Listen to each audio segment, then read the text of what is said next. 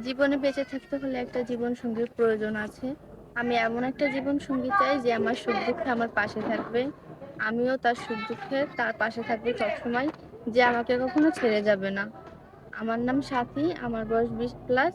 আমার দেশের বাড়ি ফরিদপুর ভাঙ্গা। আমার ফ্যামিলিতে আমি, আমার মা আছে, আমার বাবা নেই। আসসালামু আলাইকুম আপু। ওয়ালাইকুম আপু কেমন আছেন? আসসালাম। ভালো আছি।